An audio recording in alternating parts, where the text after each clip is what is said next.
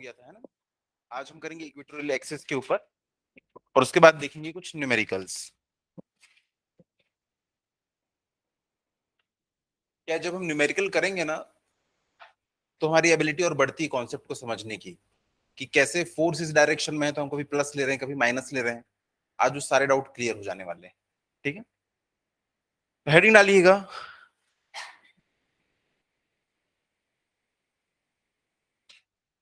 Electric field intensity. आइए आइए, दरवाजा टिका दीजिए, दरवाजा टिका दीजिए।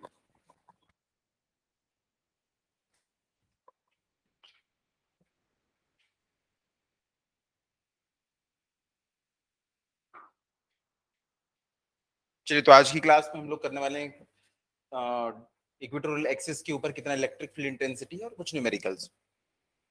तो heading electric field intensity at equatorial position. At equatorial position. पिछली क्लास में हमने देखा था कि अगर ये एक डाइपोल है, मान लीजिए ये है -q और ये है +q, मैग्नीट्यूड सेम होना चाहिए, चार्ज अपोजिट। कई बार कुछ क्वेश्चन में आप फंसोगे जिसमें दिया होगा कि ये -3 कूलम है और ये +5 कूलम है, तो क्या ये मिलके की डाइपोल बनाएंगे? नहीं।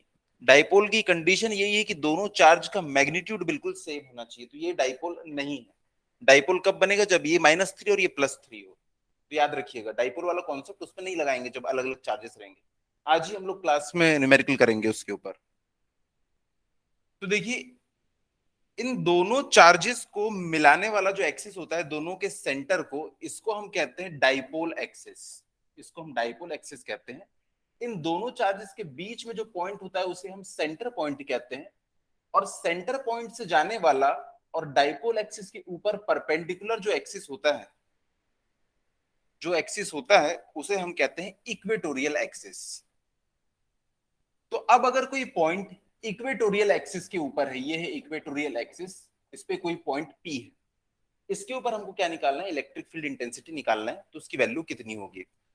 तो देखिए, इस चार्ज से इस चार्ज को हम लोग पहले मिला देते हैं। ये हो गई इसकी डिस्टेंस, ये हो गई इस चार्ज से लेके इसकी डिस्टेंस। और देखिए, क्योंकि ये सेंटर में था, ये वाली डिस्टेंस कितनी होती है? ए। ये वाली डिस्टेंस कितनी होती है? ए। हमने पहले ही एज्यूम किया है कि एक डाइपोल में दोनों चार्जेस के बीच की डिस्टेंस होती है 2a। ऐसा हमने एज्यूम किया हुआ है।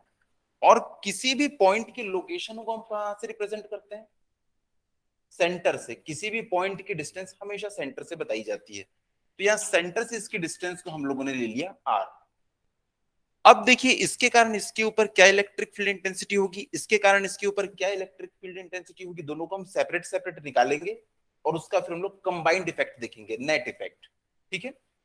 तो देखिए, हमेशा हम लोगों ने देखा है कि इलेक्ट्रिक फील्ड इंटेंसिटी जो होती है वो निगेटिव जो होता है उसके पास आती है और पॉजिटिव से हमेशा दूर होती है। आप लोगों ने देखा ही कितनी बार हम लोगों ने बनाया, प्लस से हमेशा दूर जाती है और निगेटिव जो है उसके करीब आती है। तो इंटेंसिटी का यही खेल है। तो यहाँ पे देखो, ये वाला चार्ज जो है वो निगेटिव है, तो इसके ऊपर जो इंटेंसिटी होगी वो इसकी डायरेक्शन में होगी। और यहाँ पे देखिए, ये पॉजिटिव चार्ज है, तो इसके ऊपर जो इंटेंसिटी होगी वो इससे अवे होगी। अब डायरेक्शन बनाना है हमको। तो डायरेक्शन हम कैसे बनाते हैं? इन दोनों को जोड़ने वाला जो लाइन है, हमेशा उस लाइन के अलोंग ही बनाना है हमको। निगेटिव है तो टुवर्ड्स, पॉजिटिव है तो अवे। तो यहाँ पे देखो, अगर यहाँ पे कोई एक नेगेटिव चार्ज होता और यहाँ पे कोई पॉइंट पी है, तो इसमें इसकी इलेक्ट्रिक फील्ड इंटेंसिटी की डायरेक्शन क्या होगी? अगर ये पॉइंट ए है, ये पॉइंट पी है, अगर मैं आपसे पूछूं पॉइंट पी के ऊपर इलेक्ट्रिक फील्ड की इंटेंसिटी जो है उसकी डायरेक्शन क्या होगी, तो आप क्या बोलेंगे?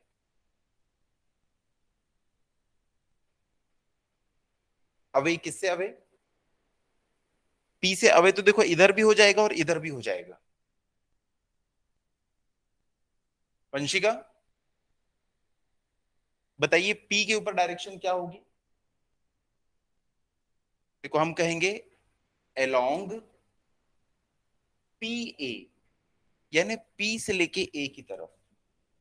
नेगेटिव वाला जो होता है ये हमेशा बुलाता है, तो हमेशा इसकी तरफ हमको बनाना है, पॉइंट से चार्ज की तरफ जाना है। देखो अलोंग पी ए, पर मान लो ये पॉजिटिव चार्ज होता, तब इसकी डायरेक्शन क्या होती, अपोजिट होती, तो हम क्या बोलते अलोंग ए पी। अब हम लोग बोल देते इसको अलोंग ए पी, यानी ए से पी की तरफ है, एरो ऐसे बन जाएगा। पॉजिटिव चार्ज से हमेशा अवे होती है इलेक्ट्रिक फील्ड इंटेंसिटी। तो अगर मैंने बोला कि ये नेगेटिव चार्ज है, तो आप बोलोगे डायरेक्शन क्या होगी, अलोंग पी ए। या आप यहां समझने के लिए पॉइंट पी पे आप बोल सकते हो लेफ्ट साइड होगी। पॉजिटिव चार्ज होगा तो आप बोल सकते हो पी के ऊपर राइट साइड होगी। यहाँ पे देखो दो एरो बना रहा हूं, एक एरो ये है और एक एरो ये है। इस एरो को हम क्या बोलेंगे, पी से ए की तरफ, और इस एरो को क्या बोलेंगे, ए से पी की तरफ। यही तो बोलेंगे ना। तो यहाँ पे देख लो, मान लो ये कोई पॉइंट है पी, और ये कोई चार्ज है यहाँ पे प्लस क्यू। तो बताओ यहाँ पे डायरेक्शन क्या होगी पॉइंट पी के ऊपर इलेक्ट्रिक फील्ड इंटेंसिटी की, अलोंग अलोंग ए पी। क्योंकि ए पॉजिटिव चार्ज है तो ये हमेशा इससे दूर जाएगी इलेक्ट्रिक फील्ड इंटेंसिटी, तो उसका एरो हम बनाएंगे ऐसे, तो हम बोल सकते हैं अलोंग ए पी, ए से दूर जा रही है। वहीं अगर ये चार्ज होता है निगेटिव चार्ज, तो क्या होती है इसकी डायरेक्शन, निगेटिव हमेशा पास बुलाता है, तो पी से ए की तरफ उसकी डायरेक्शन होगी। तो यहां पे देख लो, मान लो ये है चार्ज, इसका नाम है ए और इसका नाम है बी। यहाँ पे ये नेगेटिव चार्ज है, इस पॉइंट के ऊपर इसकी इलेक्ट्रिक फील्ड इंटेंसिटी की डायरेक्शन क्या होगी, अलोंग पी ए। पी से ए की तरफ निगेटिव की तरफ आनी चाहिए ना इलेक्ट्रिक फील्ड इंटेंसिटी, तो कहां से आएगी, पी से ए की तरफ। तो यहाँ पे जो मैं इसकी डायरेक्शन बनाऊंगा वो कुछ इस तरीके से होगी। मान लो मैंने इसको नाम दे दिया ई ए फॉर एग्जाम्पल। अब यहाँ पे देखो पॉइंट बी जो है उसके ऊपर जो चार्ज है वो पॉजिटिव चार्ज है, उसके कारण इसके ऊपर जो इलेक्ट्रिक फील्ड इंटेंसिटी होगी उसकी डायरेक्शन क्या होगी, अलोंग बीपी, अलोंग बीपी। तो इसको अगर मैं आगे बढ़ा दूं तो मैं बोल सकता हूं कि ये उसकी डायरेक्शन होगी ई बी की। अरे इससे पहले ना हम लोग बहुत बार कर चुके हैं ये। अगर ये पॉजिटिव चार्ज है तो इससे आप लोगों ने हमेशा अवे बनाया था ना। तो यहाँ पे अगर कोई पॉइंट है पी, तो देखो डायरेक्शन क्या है, पॉजिटिव चार्ज से पी की तरफ है। अगर यहाँ निगेटिव चार्ज होता तो हम लोगों ने बनाया था हमेशा क्या है, इसकी तरफ। तो अगर कोई पॉइंट यहाँ पी होता तो देखो अलोंग पी ए बोलोगे आप। अगर ये चार्ज का नाम ए है, यहाँ पे देखो डायरेक्शन क्या है, अलोंग ए पी। एरो देखो ए से पी, यहाँ पे क्या है, पी से ए। तो अलोंग एपी होगा या पीए होगा, ये डिपेंड करता है पॉजिटिव या नेगेटिव। तो यहाँ पे देखो ये डायरेक्शन मैंने बना ली। इतनी डायरेक्शन को पहले आप बना लो, फिर हम ई ए और ईबी को सेपरेट सेपरेट निकालेंगे। हमें पता है इलेक्ट्रिक फील्ड इंटेंसिटी का फॉर्मूला क्या होता है, के क्यू अपॉन आर स्क्वायर, के इंटू क्यू अपॉन उनके बीच की डिस्टेंस का स्क्वायर। तो वो करके हम सेपरेट सेपरेट निकाल के रिजल्टेंट निकाल लेंगे। करो इतना।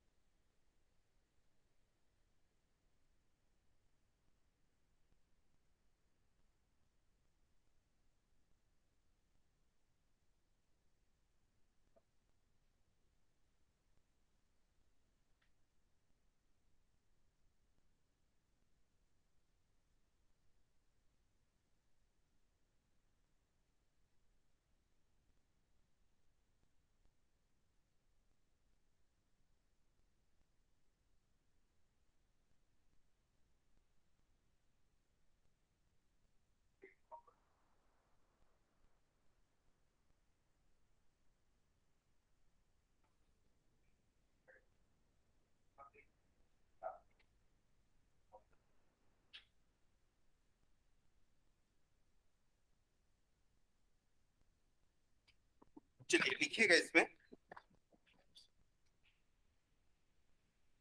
To equal and opposite charges, two equal and opposite charges plus q and minus q, plus q and minus q are separated by a distance 2a। Repeat कर रहा हूं, two equal and opposite charges plus q and minus q are separated by a distance 2a is considered in the field, is considered in the field, comma, due to these charges, due to these charges, bracket में electric dipole. जैसे ही हमें दिख गया कि same magnitude है लेकिन charge opposite, तो हम समझ जाएंगे इलेक्ट्रिक डाइपोल का केस है। ब्रैकेट में electric dipole, bracket close, is to be found at p, is to be found at p, which is r distance apart from, which is r distance apart from the center point o, center point o।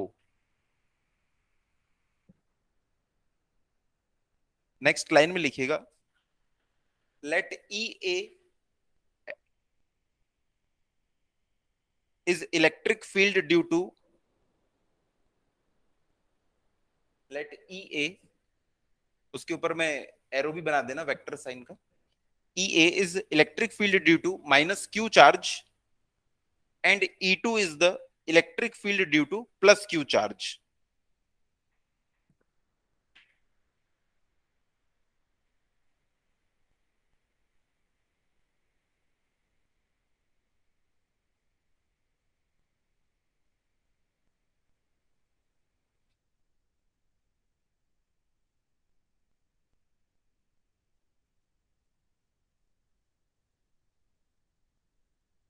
लिखिएगा next line में,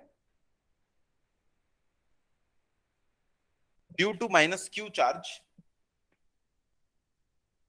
due to minus q charge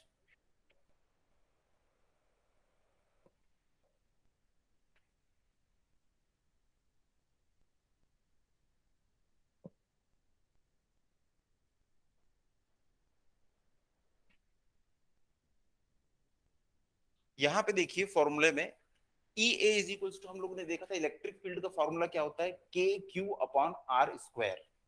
यहां पे formula क्या हो जाएगा, के q upon, हाँ, क्योंकि वहां पे जो आर होता था हम लोग जो फॉर्मूले में रखते थे वो किसके किसके बीच का डिस्टेंस होता था, पॉइंट और चार्ज के बीच का डिस्टेंस। लेकिन यहाँ पे आर को मैंने पहले ही स्पेसिफाई कर दिया है, आर क्या है, सेंटर पॉइंट से इस पॉइंट का डिस्टेंस। लेकिन जब तुम इसके कारण इसके ऊपर इलेक्ट्रिक फील्ड इंटेंसिटी निकाल रहे हो तो इनके बीच का डिस्टेंस लिखो ना। तो यहाँ पे अगर हम हाइपोटेन्यूज लगाएंगे तो हमको पता चल जाएगा कि ये वाली जो डिस्टेंस हो जाएगी वो क्या हो जाएगी, r square plus a square.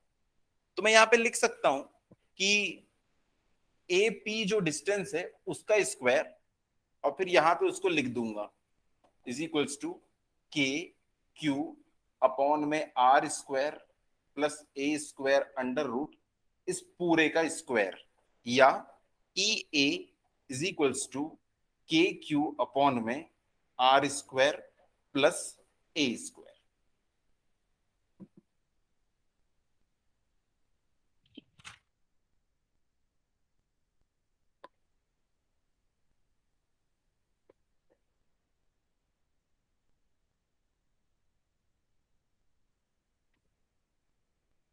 यहां पे देखो ये जो डायरेक्शन है इसकी एक ई ए की, मुझे पता था कि हमेशा ये टुवर्ड्स नेगेटिव चार्ज होती है, तो मैंने यहाँ पे खुद से इसको इस डायरेक्शन में बना लिया है, इसलिए यहाँ पे मैंने इसको माइनस क्यू नहीं रखा।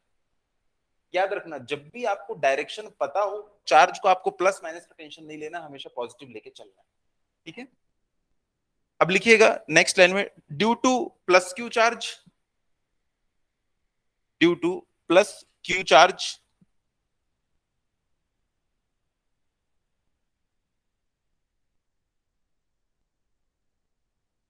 यहाँ पे पूरा बी बी हो जाएगा, ये हो जाएगा बी पी पी, और यहाँ पे इनके बीच की जो डिस्टेंस है वो है बीपी,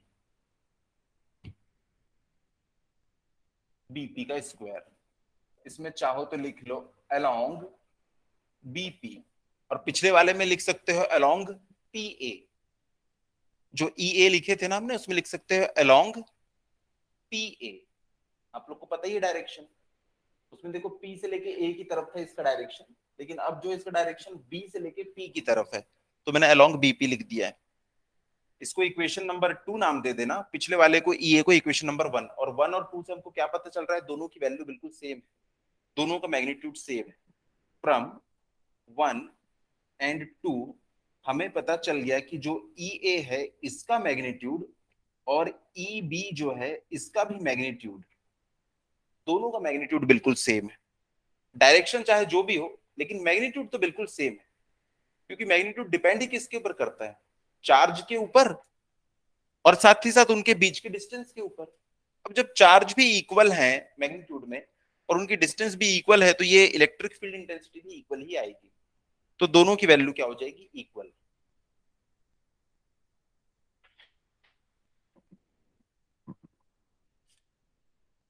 अब इसके बाद लिखिएगा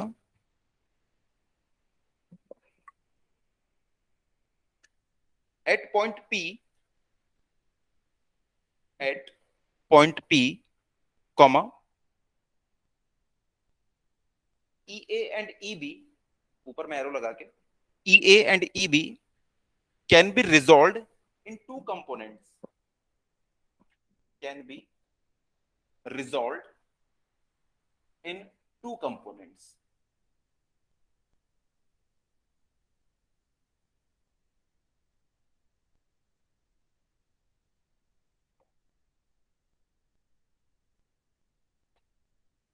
यहां पे देखिए, ये था ई ए और ये था ई बी। अब यहाँ पे देखिए, अगर मैं एक यहाँ पे एक हॉरिजॉन्टल लाइन ड्रॉ कर लूं, ये लाइन बिल्कुल इसके पैरेलल है, ये देखो ये जेड बन रहा है, ये एंगल जो होगा थीटा, ये भी वही एंगल होगा थीटा। यहाँ पे देखो ये वाला जो एंगल होगा थीटा, ये भी वही एंगल होगा थीटा। पता है हमको ये दोनों एंगल क्या होंगे, थीटा थीटा के बराबर होंगे। अब देखिए फोर्स को आपको रिजॉल्व करना आता है। अगर मान लीजिए ये एक्स एक्सिस, ये वाई एक्सिस है, बीच में यहाँ पे कोई फोर्स बना हुआ है एफ, और ये एंगल थीटा है, तो उसे हम रिजॉल्व कर सकते हैं इसके दो कंपोनेंट में, दो रेक्टेंगुलर कंपोनेंट्स में। एक होगा along x axis F x, और एक होगा along y axis F y. ये दोनों की वैल्यू क्या क्या होगी, एफ एक्स क्या होगा, एफ कॉस थीटा, और ये क्या हो जाएगा, एफ साइन थीटा। याद रखना, फोर्स जिस एक्सिस से एंगल बनाता है ना, उसमें हो जाता है एफ कॉस थीटा, और जहां से एंगल नहीं बना रहा है वहां से क्या हो जाता है, एफ साइन थीटा। तो यहां पे भी देखो, एक ये वाला एक्सिस है और एक ये वाला एक्सिस है, ये नेगेटिव एक्स, ये पॉजिटिव वाई। तो देखिए ये वाला जो फोर्स है, ये वाला जो फोर्स है इस एक्सिस और इस एक्सिस के बीच में है।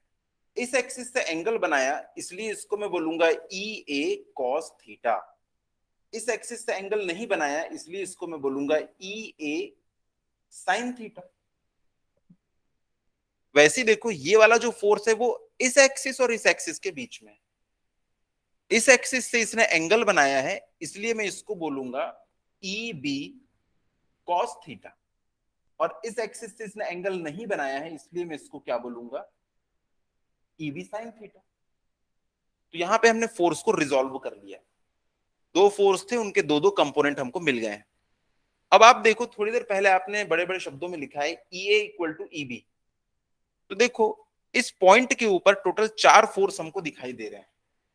एक इस डायरेक्शन में दिख रहा है, एक इस डायरेक्शन में दिख रहा है, ये है ई ए साइन थीटा और ये है ई बी साइन थीटा। अगर ई ए और ई बी दोनों इक्वल हैं, तो ये दोनों फोर्स तो एक दूसरे को कैंसिल कर देंगे, मतलब वाई डायरेक्शन में कोई फोर्स है ही नहीं, जितना नीचे उतना ऊपर, मतलब नेट फोर्स जीरो। लेकिन एक्स डायरेक्शन के साथ में ऐसा नहीं है। यहां पे देखो इधर भी कितना लग रहा है, ई ए कॉस थीटा, और इसी साइड में क्या लग रहा है, ई ए कॉस बीटा। तो एक्स एक्सिस के ऊपर नेट फोर्स कितना हो जाएगा, दिस प्लस दिस हो जाएगा। दोनों की डायरेक्शन सेम है, यहाँ पे दोनों की डायरेक्शन अपोजिट थी, इसलिए दोनों ने एक दूसरे को कैंसिल कर दिया, यहाँ पे एक दूसरे को सपोर्ट कर रहे हैं।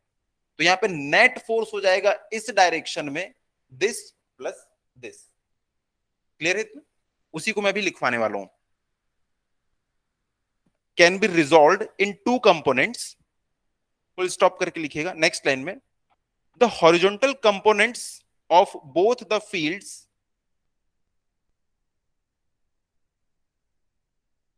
the horizontal components of both the fields coincide, दोनों coincide कर रहे हैं, and are in same direction, coincide तो कर ही रहे हैं, साथ ही एक ही डायरेक्शन में है, comma vertical components are equal and opposite, vertical components are equal and opposite, so they cancel out each other, so they cancel out each other, and net electric field intensity at point P, net electric field intensity at point P is, यहां लिखा हुआ है net, अब कैसे निकल जाएगी, this plus this, इसके अलावा तो कोई इंटेंसिटी है ही नहीं वहां पे, सिर्फ यही दोनों है और दोनों एक ही डायरेक्शन में, इसलिए मैंने प्लस लगा दिया।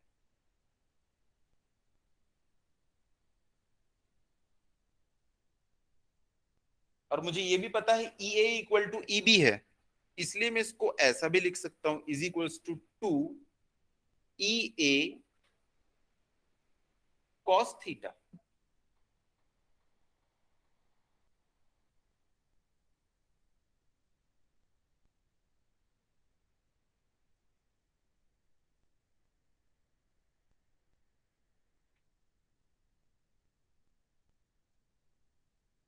इतना लिख लिया। थोड़ी देर पहले हमने ई ए की वैल्यू निकाली थी, k q upon r square plus a square, तो मैं यहाँ पे वैल्यू पुट कर देता हूं कि ई जो होगा वो किसके बराबर होगा, 2 के क्यू अपॉन में r square plus a square into cos theta. Question में कभी कॉस थीटा देता नहीं है, आर और ए के टर्म्स में ही होता है, तो यहां से देख के आप बता सकते हैं कि कॉस थीटा की वैल्यू कितनी होगी।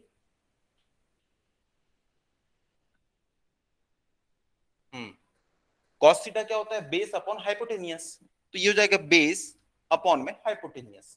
तो कॉस थीटा को भी मैं यहां से ए और आर के टर्म्स में रिप्लेस कर लूंगा, तो यहां से ये हो जाएगा 2 k q upon r square plus a square multiplied by base upon hypotenuse r square plus a square.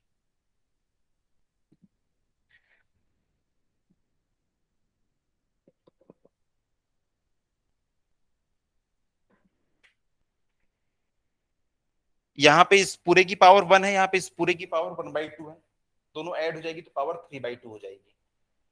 तो इसको हम लोग लिख सकते हैं, यहां लिख देता हूं मैं, is equals to 2 k q a divided by r square plus a square की पावर में 3/2। पावर 3/2 कैसे हुआ, इसकी पावर थी 1 और इसकी पावर है ये रूट के कारण 1/2, तो 1 प्लस 1/2 3/2।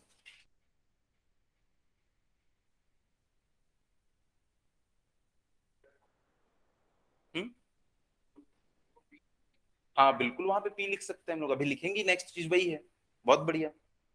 हम लोगों को यही तो दिखाना होता है कि भाई जो मोमेंट हम लोग निकालते हैं उसका क्या इफेक्ट पड़ता है। जितना स्ट्रॉन्ग मोमेंट होगा, मोमेंट क्या होता है, 2qa, तो 2qa की जगह पे हम लोग रिप्लेस कर देंगे किसको, p को, कि जितना ज्यादा मोमेंट होता है उतनी ही ज्यादा स्ट्रॉन्ग क्या होती है, इलेक्ट्रिक फील्ड इंटेंसिटी होती है। हम जस्टिफाई कर रहे हैं कि हम इसको मोमेंट को क्यों कैलकुलेट कर रहे हैं, उसी के ऊपर डिपेंड करता है इलेक्ट्रिक फील्ड इंटेंसिटी। बाकी फैक्टर्स पे भी डिपेंड कर रहा है, लेकिन उसके ऊपर भी डिपेंड कर रहा है। अब नेक्स्ट, अच्छा एक बात बताओ, अगर आर की वैल्यू ए से बहुत ज्यादा है, तो यहाँ पे इस वाले ए को नेग्लेक्ट कर सकते हो। तो यहाँ पे नीचे में क्या बच जाएगा, आर स्क्वायर है और बाहर में 3/2 है, तो 2 से 2 कट जाएगा और आर क्यूब बच जाएगा। यानी ये भी किसके ऊपर, किसके प्रोपोर्शनल है, इनवर्सली प्रोपोर्शनल है 1/r³ के। तो इसी को लिखेंगे, पहले तो इसको p से रिप्लेस कर लेते हैं हम लोग।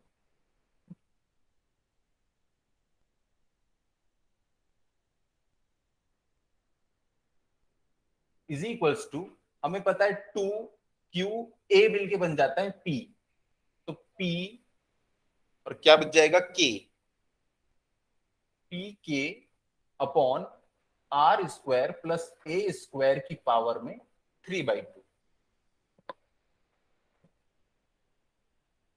इसके पहले वाला आप देखोगे ना, उसमें क्या आया था 2pk, पेज पलट के देखिएगा, है ना। तो इसके बाद हमारे पास एक कंक्लूजन भी आएगा कि अगर एक्सियल मतलब डाइपोल एक्सिस के ऊपर अगर कोई पॉइंट है तो उसके ऊपर electric field intensity just double होती है इक्वेटोरियल एक्सिस के किसी पॉइंट के कंपेयर में। अब इसके बाद देखिए, इतना लिखने के बाद आप नेक्स्ट लिखिएगा, if R is very greater then A, तो हम ए को नेग्लेक्ट कर सकते हैं और ये किसके बराबर हमको मिल जाएगा, पी के अपॉन r³। r³ कैसा है, ए को हमने 0 मान लिया, तो r² की पावर में 3/2, 2 से 2 कट जाएगा और r³ बच जाएगा। हो गया।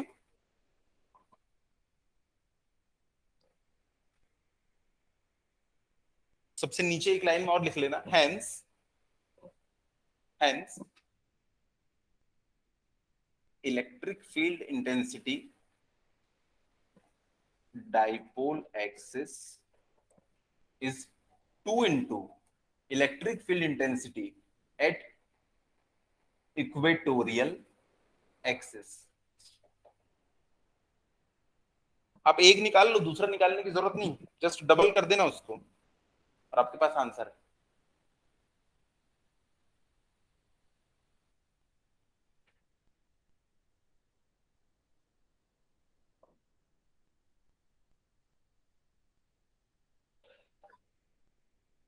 ठीक है,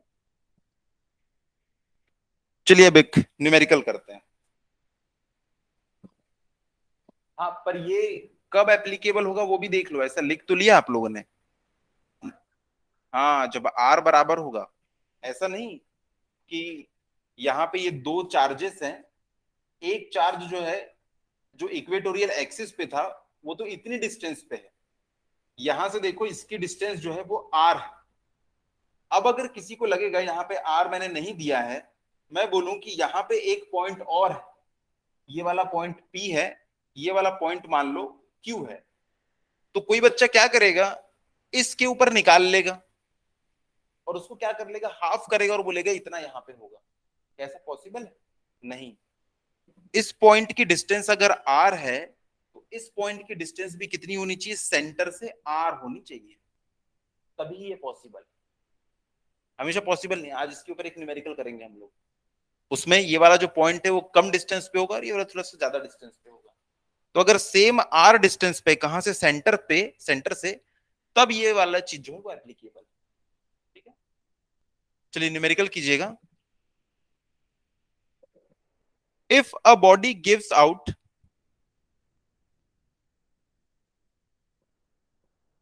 if a body gives out 10 to the power 9 electrons, if a body gives out 10 to the power 9 electrons every second, 10 to the power 10 to the power 9 electrons every second, full stop, how much time is required, how much time is required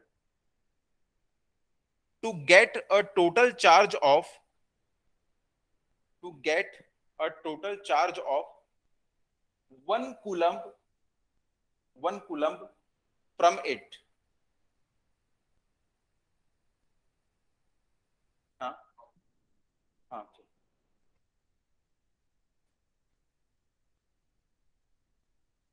question को read कर लीजिए, फिर मैं समझा रहा हूं।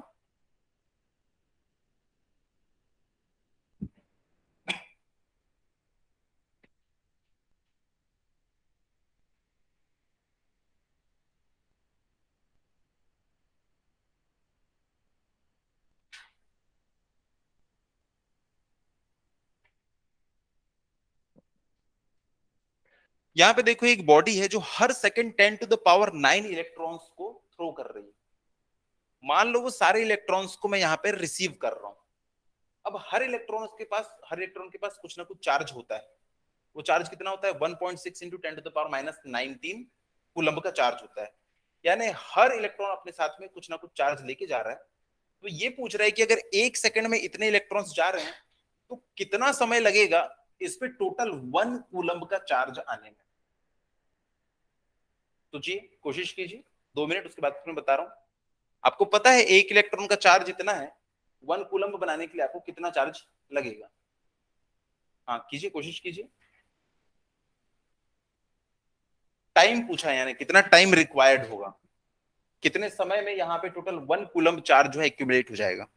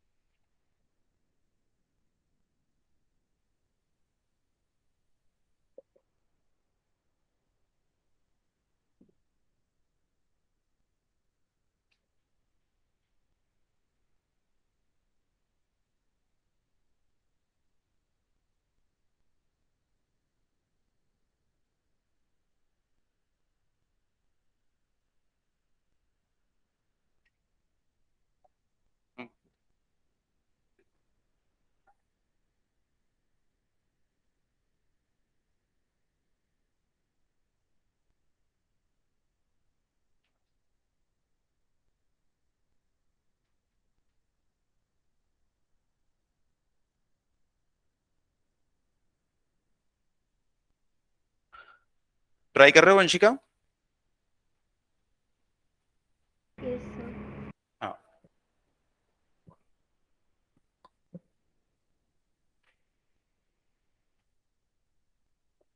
आया answer?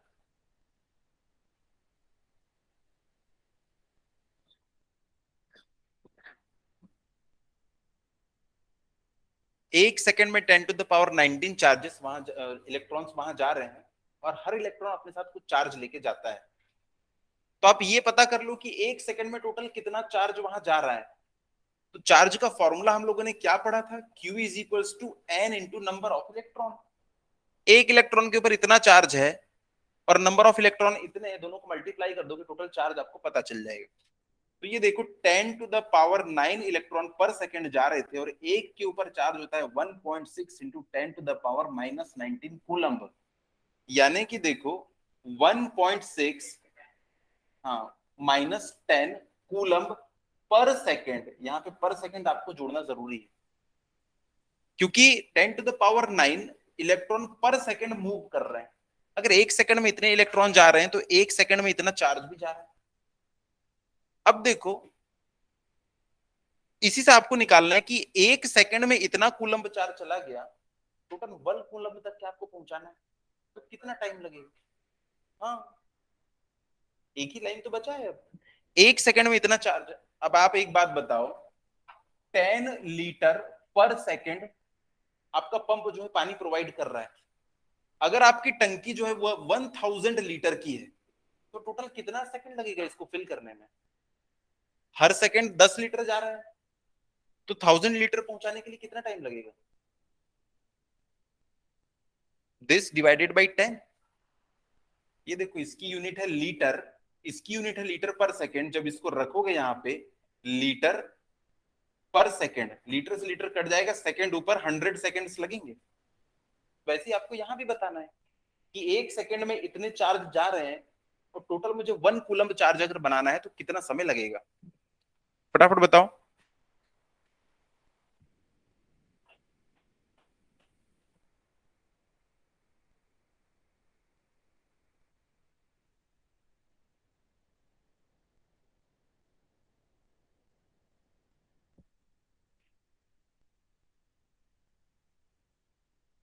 1.6 into 10 to the power -2 coulomb in 1 second. दोनों साइड अगर मैं 1.6 इंटू 10 टू द पावर -10 से डिवाइड कर देता हूं, दोनों साइड, तो यहां पे देखो डिवाइड किया 1.6 इंटू 10 टू द पावर -10, और इधर भी डिवाइड किया 1.6 इंटू 10 टू द पावर -10। यहां ये कट जाएगा और क्या बच जाएगा, 1 coulomb in 1 upon 1.6 into 10 to the power -2।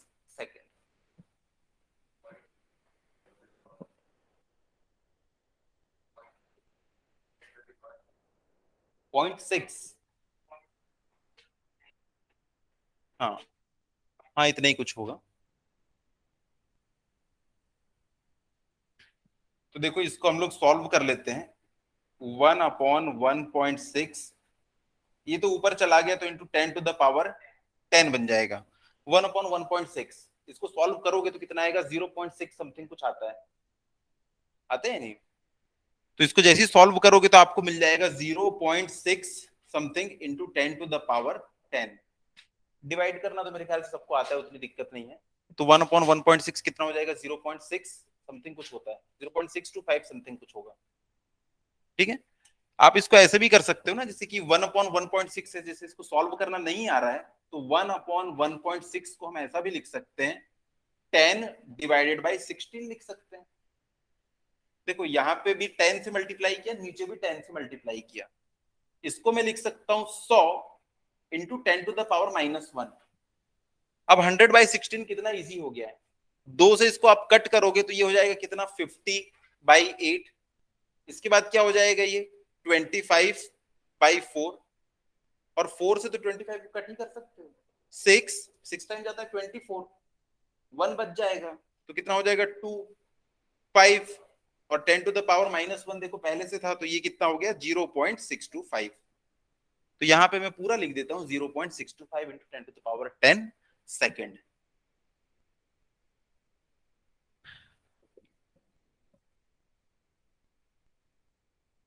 इतना समय लगेगा। आपको पता है ये ऑलमोस्ट किसके बराबर है, इतने सेकंड्स किसके बराबर होते हैं ऑलमोस्ट। अगर आप इसको एक साल में जितने सेकंड होते हैं उससे डिवाइड करके देखेंगे ना, तो आपको पता चलेगा ये करीब करीब 200 साल के बराबर है। ठीक है, चलिए नेक्स्ट क्वेश्चन कीजिएगा।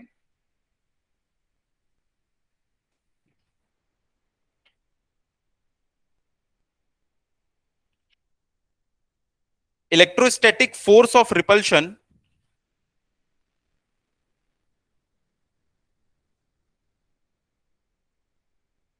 electrostatic force of repulsion between two positively charged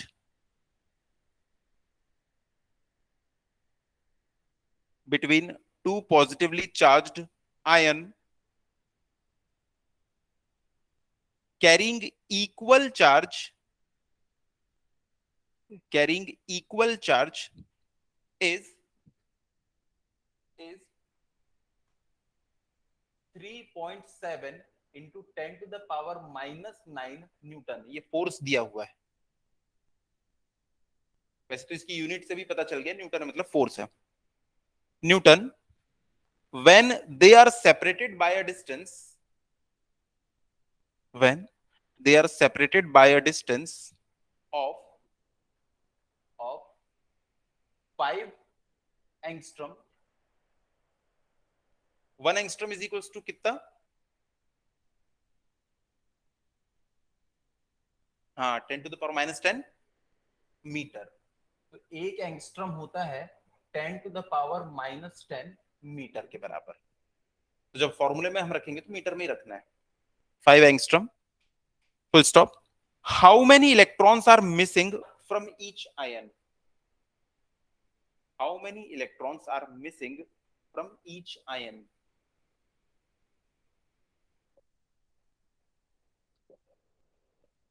देखो क्वेश्चन क्या बोल रहा है, मैं समझा रहा हूं। वो बोल रहा है कि दो पॉजिटिवली चार्ज्ड आयंस हैं, जो कि एक दूसरे से 5 × 10⁻⁻10 मीटर की डिस्टेंस पे रखे हुए हैं। अब ये बताओ, कोई चीज पॉजिटिवली चार्ज है, इसका मतलब क्या है? देखो, कोई भी बॉडी ना पहले न्यूट्रल होती है, उसमें जितने पॉजिटिव चार्ज हैं उतने ही नेगेटिव चार्ज होते हैं। जितना पॉजिटिव उतना नेगेटिव, मतलब वो न्यूट्रल है। अगर आप इसको पॉजिटिव बनाना चाहते हो तो क्या करो, इसमें से कुछ इलेक्ट्रॉन को बाहर निकाल दो। मान लो मैंने इसमें से कुछ इलेक्ट्रॉन्स को बाहर निकाल दिया, अब बॉडी में कौन बच गया? पॉजिटिव ज्यादा बच गया, तो बॉडी अब क्या कहलाएगी? पॉजिटिवली चार्ज कहलाएगी। तो वो यही पूछ रहा है कि यहाँ पे ये दो पॉजिटिवली चार्ज बॉडीज हैं, इन दोनों के बीच की डिस्टेंस इतनी है और उसके कारण इनके ऊपर जो फोर्स आ रहा है ना वो इतना आ रहा है। हमको फोर्स की वैल्यू पता है कितनी होती है, के Q1 × Q2/R²। तो Q1 और Q2 दोनों का वैल्यू बिल्कुल सेम है, क्वेश्चन में दिया है दोनों सेम है। तो हमको क्या करना होगा, यहाँ से Q की वैल्यू निकालना पड़ेगा। फोर्स दिया हुआ है, डिस्टेंस दी हुई है, तो बस Q निकालना है। जैसे ही हम Q निकालेंगे तो इस इनके ऊपर का हमको चार्ज पता चल जाएगा। अब देखो, जब एक इलेक्ट्रॉन मिसिंग होता है तो बॉडी पे कितना चार्ज आता है? 1.6 × 10⁻⁻19 कूलम। चार्ज कैसे आता है? इलेक्ट्रॉन के जाने आने से होता है। अगर मान लो आंसर आया आपका 4.8 × 10⁻⁻19 कूलम इसके ऊपर चार्ज है, इसका मतलब कितने इलेक्ट्रॉन बाहर निकले होंगे? क्या? 3। एक इलेक्ट्रॉन, देखो यहां पे पहले ये चार थे, ये भी चार थे। जैसे ही एक इलेक्ट्रॉन बाहर निकला तो वो अपने साथ में अपना चार्ज लेके बाहर निकल गया। और उसका चार्ज कितना होता है एक इलेक्ट्रॉन का? 1.6 × 10⁻⁻19 कूलम, इतना चार्ज लेके वो चला गया। अगर दूसरा बाहर निकला तो दूसरे के ऊपर भी तो सेम चार्ज है, तो आप क्या करोगे, इसमें 2 मल्टीप्लाई कर लोगे। कितना हो गया? 3.2। अगर एक और निकल गया तो कितना हो जाएगा? 3 × 4.8। तो वैसे ही आप क्या करोगे, इसका चार्ज निकाल लोगे। मान लो 4.8 आया, तो उसको एक इलेक्ट्रॉन के चार्ज से डिवाइड कर दोगे, तो आपको पता चल जाएगा कि टोटल कितने इलेक्ट्रॉन्स मिसिंग है उसमें से, जिस वजह से इसके ऊपर ये पॉजिटिव चार्ज आया है। क्लियर हुआ इतना? फटाक से इसको निकालो। फोर्स दिया हुआ है,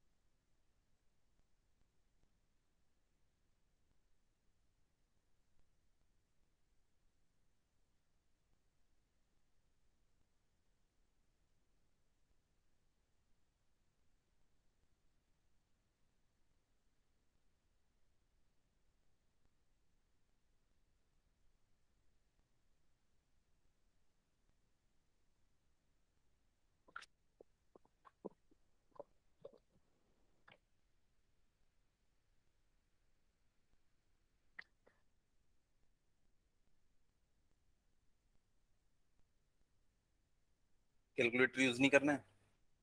एग्जाम में अलाउड नहीं है ना कैलकुलेटर? अलाउड है? अच्छा, आप लोग को अलाउड रहता है ICSE में? हाँ तो फिर कीजिए।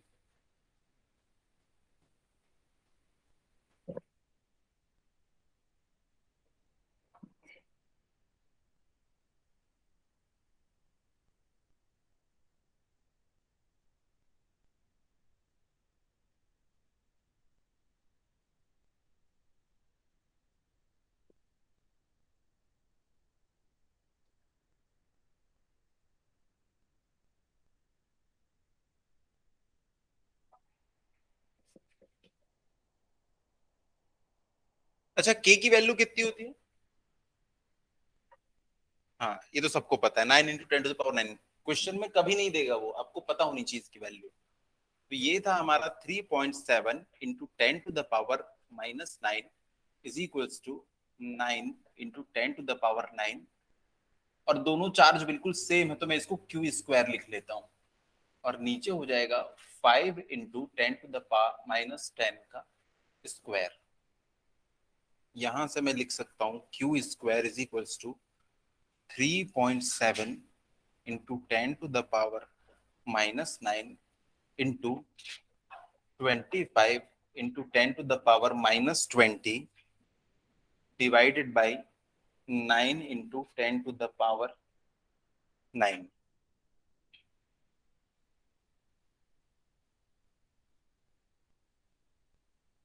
नीचे 10⁻9 है, ये जब ऊपर जाएगा तो ये खुद माइनस हो जाएगा। तो 10⁻−9 और 10⁻−9 -18 बना लेंगे।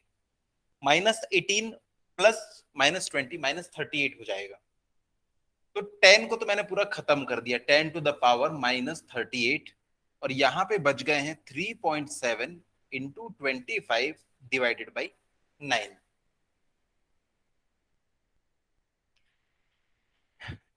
9 2 जा 18, 7.9, ये 2.7 करीब आएगा। जब इन दोनों का आप मल्टीप्लाई करोगे तो कितना आ रहा है, 9 पॉइंट समथिंग कुछ आएगा। कितना आ रहा है?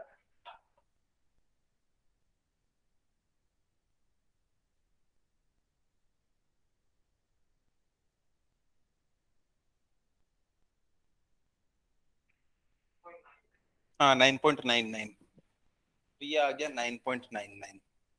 9.99 इंटू 10⁻−38, ये क्यूब स्क्वायर की वैल्यू आ गई। अब इसको आगे हमको सॉल्व करना है। तो ये क्या हो जाएगा, इधर जाके अंडर रूट। तो यहां से मैं लिख सकता हूं Q is equals to under root 9.99 into 10⁻−38 के ऊपर रूट रूट नहीं लगाऊंगा, मुझे पता है ये अंडर रूट के अंदर जाएगा तो बाहर क्या बन के निकलेगा, -19। क्योंकि अंडर रूट, देखो 10⁻−38 अंडर रूट का मतलब होता है पावर 1/2, इससे ये कट जाएगा, -19 हमको बच जाएगा। तो मैं डायरेक्ट यहाँ पे लिख देता हूँ 10⁻−19। अब 9.99 जो है उसका स्क्वायर रूट कितना आएगा। हाँ देखो, 3 का स्क्वायर जो होता है वो 9 होता है, या इसको ऐसा भी लिख सकते हैं, अंडर रूट 9 क्या होता है, 3 होता है। और अंडर रूट 10 कितना होता है, वो करीब करीब 3.3 के आसपास कुछ होता है। इससे कम है अंडर रूट 9.99, तो 3.2 के आसपास आंसर आएगा। और नहीं भी आएगा तो मैं 3.2 ही लिखूंगा। बताओ क्यों। हाँ बिल्कुल सही, बहुत बढ़िया बहुत बढ़िया। क्योंकि चार्ज जो होता है वो क्या हो सकता है, इलेक्ट्रॉन का जितना चार्ज होता है ना उसके मल्टीप्लीकेशन में 1.6, इसका डबल, 2 इलेक्ट्रॉन जाएंगे तो 3.2, हाँ इसके बाद कितना होगा 4.8, उसके बाद कितना होगा 6.4, ऐसा ही हो सकता है। तो अगर किसी को लगे कि यहाँ पे सर 3.3 कुछ आंसर आ रहा है तो आंसर सुधार लो, 3.2 लिख लो। तो यहाँ पे आंसर जो है 3.2। मान लो किसी का आंसर यहाँ पे 1.7 समथिंग आ रहा होता तो उसको क्या लिखना होता, बताओ लास्ट। 1.6। अगर किसी का आंसर 5 आ रहा है तो वो क्या लिखेगा, 5 के आसपास क्या दिख रहा है, 4.8 या 6.4, 4.8।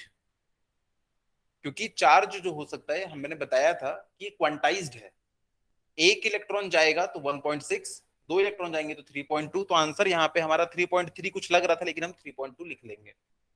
तो देखो दोनों के ऊपर कितना कितना चार्ज है, 3.2 इंटू 10⁻−19, 3.2 इंटू 10⁻−19 कूलम। इसके ऊपर भी 3.2 इंटू 10⁻−19 कूलम है। और इतना चार्ज किसी बॉडी के ऊपर कब आ सकता है, जब उससे कितने इलेक्ट्रॉन मिसिंग हो, 2। क्योंकि एक इलेक्ट्रॉन जाता है तो अपने साथ इतना चार्ज ले जाता है।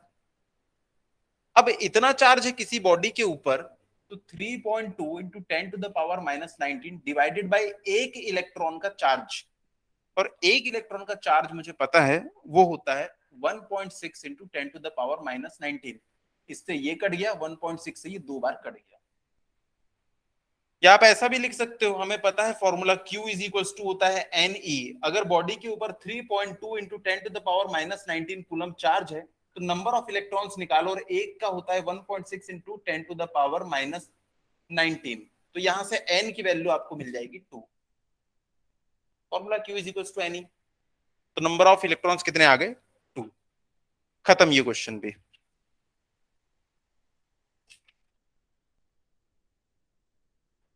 अब इसके बाद अगला क्वेश्चन, इसको बहुत जल्दी से सॉल्व कर लेते हैं।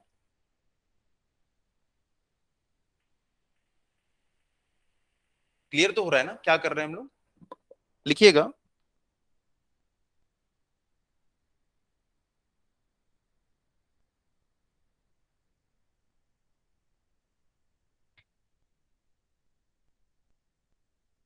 Find the magnitude of the resultant force, find the magnitude of the resultant force on a charge, on a charge of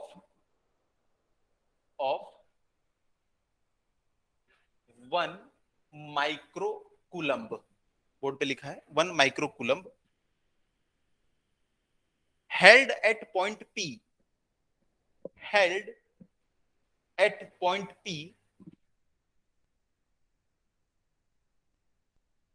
due to two charges of, due to two charges of 2 into 10 to the power minus 8 coulomb and minus 10 to the power minus 8 कूलम्ब। मैं board पे लिख देता हूं 2 into 10 to the power minus 8 coulomb है, और दूसरा charge है इतना। ये दो चार्जेस हैं at point A and B, at point A and B. The distance of point P, the distance of point P is 10 centimeter and distance of point P from point B is 5 centimeter, 5 centimeter, and angle APB is 90 degree from point P from B is 5 centimeter and angle APB is 90 degree। देखो diagram ये दिया हुआ है, ए से P के बीच की distance है 10 centimetre और पी से बी की डिस्टेंस है 5 सेंटीमीटर, और जब आप एंगल ए पी बी निकालेंगे तो वो हो जाएगा 90 डिग्री। तो ये मैं बना देता हूं ये। अब आपको निकालना है यहाँ पे क्या, कि इसके ऊपर कितना नेट फोर्स आने वाला है।